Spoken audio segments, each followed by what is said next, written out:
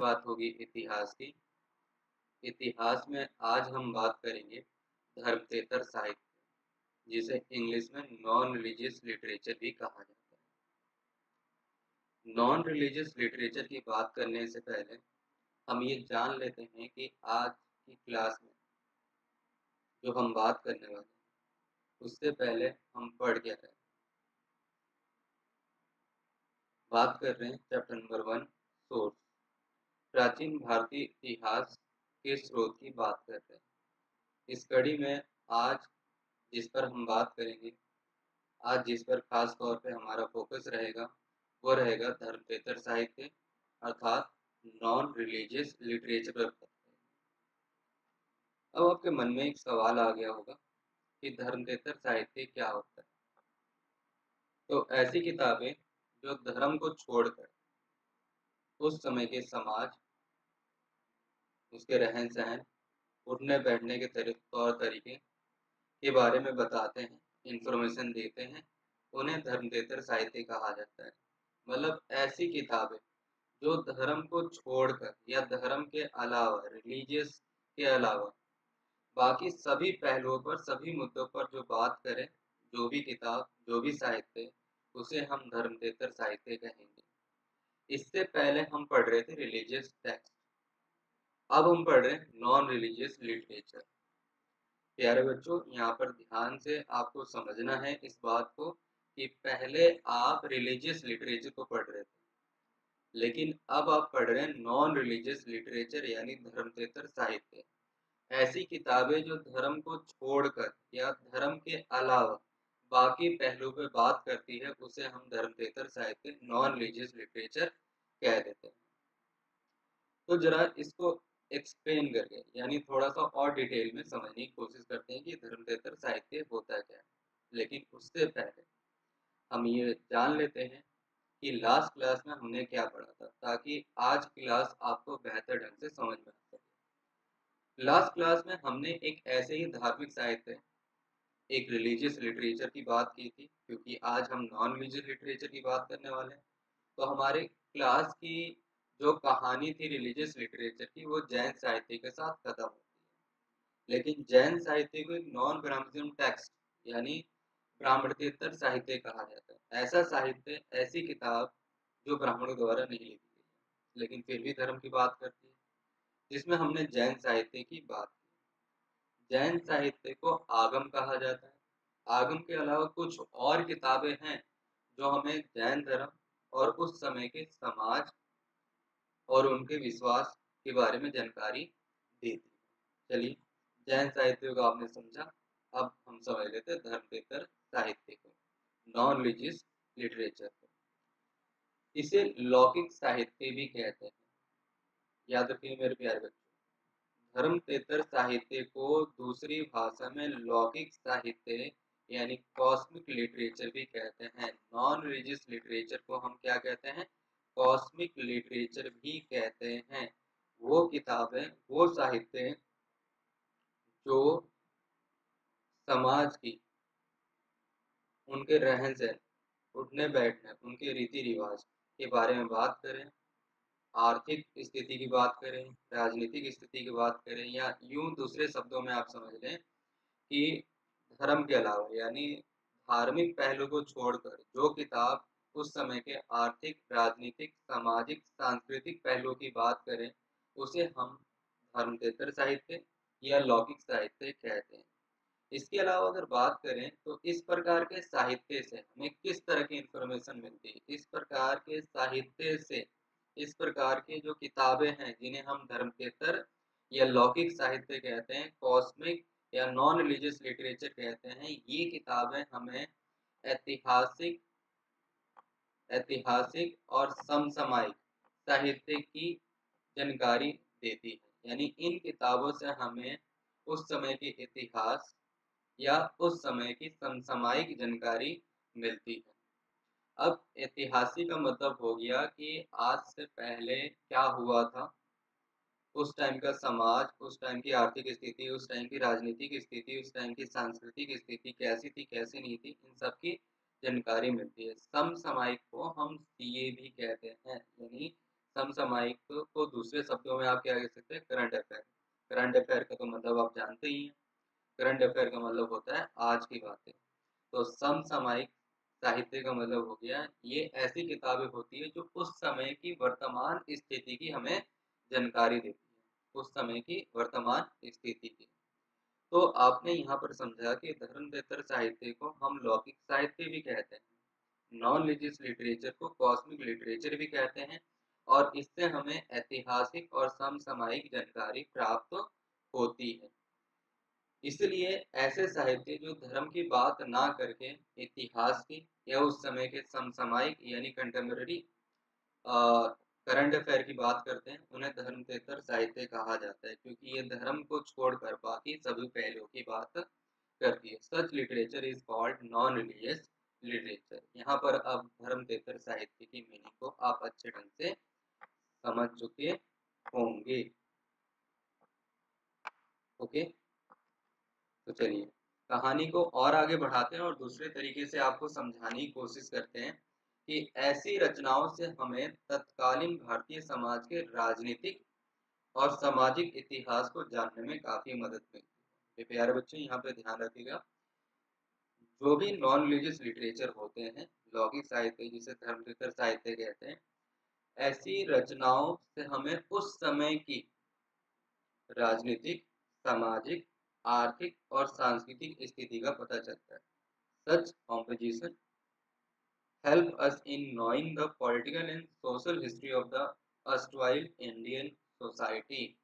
अगर हम बात करें तो हमें उस टाइम के भारतीय समाज के राजनीतिक, सामाजिक और सांस्कृतिक स्थिति की जानकारी इन किताबों से मिलती है। तो अगर आप प्राचीन भारत को समझना चाहते हैं तो उसमें एक इम्पोर्टेंट रोल, महत्वपूर्ण भूमिका धर्मेतर साहित्य की भी है। साहित्य मतलब किताब है जो धर्म से अलग हटकर लिखी गई। ऐसी बहुत सभी किताबें हो सकती है, यानी इनकी संख्या हजारों और सैकड़ों में भी होगी, लेकिन हम यहाँ पर सभी की बात नहीं करेंगे। सिर्फ उन धर्मेतर साहित्य, उन नॉन रिलीजियस लिटरेचर की बात करेंगे जिससे हमें भारतीय समाज यानी भारतीय समाज के राजनीतिक और सामाजिक इतिहास की जानकारी हमें स्पष्ट, सटीक और इस तरह से प्राप्त होती है कि हम उसके बिहाफ पर बात कर सकते हैं कि हाँ ऐसा ही होता होगा। तो धर्मेतर साहित्य यानी नॉन रिलीजियस लिटरेचर में हम ऐसे ही किताबों की बात करने वाले हैं, और इस कड़ी में नॉन रिलीजियस लिटरेचर में सबसे पहली बुक जो आती है और भारतीय समाज के बारे में काफी कुछ कहकर जाती है, उस किताब का नाम है अर्थशास्त्र। अर्थशास्त्र एक किताब है जो नॉन रिलीजियस लिटरेचर है, यानी ये किताब धर्म को छोड़कर बाकी सभी पहलुओं की बात करती है, चाहे वो आर्थिक हो, सामाजिक हो, राजनीतिक हो या फिर सांस्कृतिक हो। अब यहाँ अर्थशास्त्र नाम सुनते ही आपने इंग्लिश का एक वर्ड देखा होगा, अर्थशास्त्र। आप कह रहे होंगे ये गलत ट्रांसलेशन। अर्थशास्त्र का मतलब होता है इकोनॉमिक्स। तो मेरे प्यारे बच्चों, ये एक किताब का नाम है, और किताब का जो नाम है वो हिंदी और इंग्लिश में सेम है। जिसे आप इकोनॉमिक्स कह रहे हैं, यहाँ अर्थशास्त्र इकोनॉमिक्स से इसका कोई लेन देन नहीं है। इसको आने वाले समय में आप धीरे धीरे समझोगे कि अर्थशास्त्र से हमें किस तरह की इंफॉर्मेशन मिलती है। अगर हम बात करें तो ऐसी रचनाओं में जो सबसे पहला उल्लेख है, जैसा कि मैंने आपसे कहा था कि नॉन रिलीजियस लिटरेचर में अगर बात होगी तो सबसे पहले बात होगी अर्थशास्त्र की। किसकी बात होगी? अर्थशास्त्र की। अब यहाँ पर ट्रांसलेशन में इकोनॉमिक्स आ चुका है, आप इसे अर्थशास्त्र कर लें।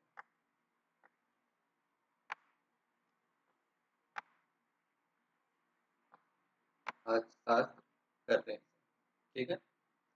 चलिए कहानी को आगे बढ़ाते हैं, कंफ्यूज होने की जरूरत नहीं है। अब अर्थशास्त्र किसके द्वारा लिखी गई है? तो अर्थशास्त्र जो है आचार्य चाणक्य के द्वारा लिखी गई है। अर्थशास्त्र किसके द्वारा लिखी गई? ये किताब के राइटर कौन थे? तो इस किताब के जो राइटर थे उनका नाम था चाणक्य। इन्होंने ही इसकी रचना की थी, यानी ये कीर्ति किसकी है? ये कीर्ति है आपके चाणक्य के। लेकिन याद रखिए, चाणक्य को विष्णुगुप्त और कौटिल्य भी कहा जाता है। चाणक्य को विष्णुगुप्त और कौटिल्य कहा जाता है। विष्णुगुप्त चाणक्य का मूल नाम है, जो उसके माता पिता ने बड़े प्यार से दिया था। तो बात करें अर्थशास्त्र क्या है। अर्थशास्त्र पहली राजनीतिक ग्रंथ मानी जाती है, यानी फर्स्ट इंडियन पॉलिटिकल साइंस की जो बुक है वो किसे कहा जाता है? अर्थशास्त्र को कहा जाता है, first Indian political science book. पहली भारत की राजनीतिक किताब को हम किस नाम से जानते हैं? अर्थशास्त्र के नाम से जानते हैं। प्यारे बच्चों, इसे आप अपने नोट्स में जरूर लिखें। और ये किसके द्वारा लिखी गया था? चाणक्य के द्वारा। अर्थशास्त्र की मूल भाषा क्या है? संस्कृत। इसको किस भाषा में लिखा गया था? संस्कृत भाषा में लिखा गया था। अगर अर्थशास्त्र मूल रूप से अगर आपको प्राप्त होती है तो वो संस्कृत भाषा में ही आपको प्राप्त होगी। अगर हम बात करें तो इस किताब में 6000 श्लोक थे, जो हमें उस समय की एक डायनेस्टी, एक राजवंश के बारे में जानकारी देती है या देता है। मौर्यकालीन राजनीतिक, सामाजिक, आर्थिक और धार्मिक स्थिति की सही जानकारी। अब यहाँ पे धार्मिक का मतलब उस तरीके से आप ना समझो, लोगों का रीति रिवाज क्या था, यहाँ पर धार्मिक में इस पॉइंट ऑफ व्यू से बात की है। अगर हम बात करें तो अर्थशास्त्र में कितने श्लोक हैं? 6000 श्लोक हैं। और ये श्लोक, इन सभी श्लोकों से हमें उस समय के राजनीतिक, सामाजिक, आर्थिक और धार्मिक स्थिति की सही जानकारी मिलती है। सामाजिक, आर्थिक और धार्मिक स्थिति की सही जानकारी मिलती है। In this book containing 6000 versus, correct information about moral, political, social, economic and religious situation is available in this book. अगर हम बात करें तो इसकी रचना किसने की है? चाणक्य ने। किस भाषा में की है? संस्कृत भाषा में की है। और इसे भारत का सबसे पहला राजनीतिक किताब कहा जाता है, नॉट अर्थशास्त्र। यानी ये एक इकोनॉमिक्स की किताब नहीं है, बल्कि एक राजनीतिक किताब है, जो उस समय के राजा, राजवंश के बारे में, उस समय के समाज के बारे में इंफॉर्मेशन देती है। इसके साथ साथ अगर बात की जाए तो अर्थशास्त्र जो है वो 15 खंडों में विभाजित है। यानी कितने भागों में डिवाइड है? 15 भागों में, 15 पार्ट में डिवाइड है। और इस ग्रंथ का जो सेकंड पार्ट और थर्ड पार्ट है, यानी द्वितीय और तृतीय खंड है, अर्थशास्त्र कितने भागों में बटा हुआ है? 15 भागों में बटा हुआ है। अगर बात करें इसका सेकंड पार्ट और थर्ड पार्ट, सेकंड पार्ट और थर्ड पार्ट सबसे प्राचीन माना जाता है, क्योंकि इसकी सबसे पहले खोज हुई थी। The second and third section of this book, divided into 15 sections, are the most ancient. अगर हम बात करें तो इस ग्रंथ से हमें उस समय के मौर्यकालीन इतिहास और अर्थव्यवस्था का उल्लेख मिलता है। अगर आप इस किताब को पढ़ते हैं तो आपको क्या हासिल होगा? आपको प्राचीन भारत के एक ऐसे राजवंश के बारे में जानकारी मिलेगी जिसे आप मौर्य कहते हैं।